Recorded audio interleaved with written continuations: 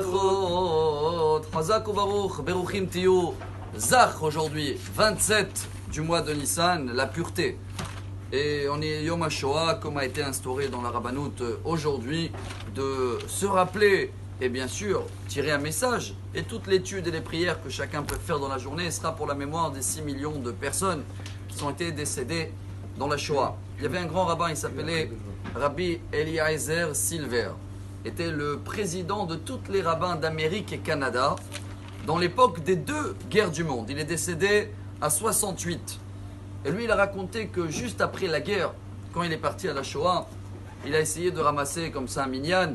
Il y avait des gens qui étaient tout de suite partants, mais il y en avait un, jamais de la vie. Il disait, moi je rentre pas à la synagogue, même pas Kaddish, viens, t'es le 10e. Alors une fois quand le rabbin il a parlé avec lui, il a dit, qu'est-ce qui fait que même pas Kaddish, viens, rentre. Il a dit, moi depuis ce que j'ai vécu dans la Shoah, et j'ai vu qu'il y avait un monsieur chez nous dans le camp, comme ça il avait un sidour, c'était le seul à avoir le sidour. Et chacun qui voulait faire une prière, il allait le voir, il a dit, tu veux une demi-heure dans le sidour, tu donnes ta petite tranche de pain qu'il recevait pour la journée. Et tellement il y avait des juifs qui voulaient y aller et lire un peu le sidour, que lui il s'est fait plein à manger. Et quand j'ai vu que quelqu'un il a fait comme ça du commerce avec le sidour et tout, moi c'est fini. Et là le rabbin, c'est un message énorme aujourd'hui chers amis pour nous, qui est lié à les maximes des pères qu'on va lire cette semaine. Dans la 13e Mishnah, il y a un Tana qui porte le même nom, Rabbi Eliezer Omer. Ezoi derech tova shidbak ba'adam. C'est quoi le meilleur chemin qu'on doit prendre aujourd'hui, Yom HaShoah? On est entre la paracha Haremot en France, après le décès, et en Israël, Kedoshim, des personnes saintes. Quel est le message? Il leur dit Rabbi Eliezer, il y a 2000 ans, Ain tova, une bonne œil. Ça veut dire quoi?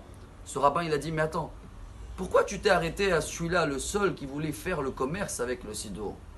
Pourquoi tu n'as pas vu les centaines qui donnaient leur pain et leur vie pour faire une demi-heure de prière?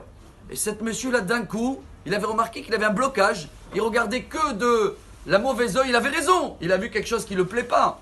Mais pour prendre une décision dans la vie ou changer un comportement, on est obligé d'utiliser que la bonne œil qui existe toujours. Pour cela, on va terminer avec ce qu'il dit le Baala Imre Emet, le Admor de Gour, Arav Alter Zichrono Livracha, que ça aussi c'est une communauté qui a été complètement disparue dans la Shoah. Il a dit, les gens y croient dans la mauvaise œil, Ainara, ça existe ou pas? Ça peut toucher même des gens qu'on ne connaît pas, etc.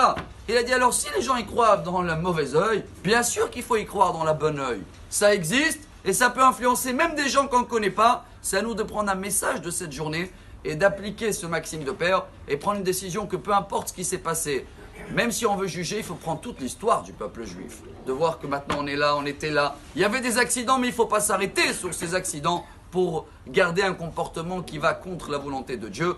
Et Bezrat Hashem, quand on a la bonne œil, et tout est très bien. Yom Tov et excellente Bezrat Hashem nouvelle pour tout le peuple d'Israël avec la revenue de Mashiach et Triat Ametim. Amar Rabbi Elazar.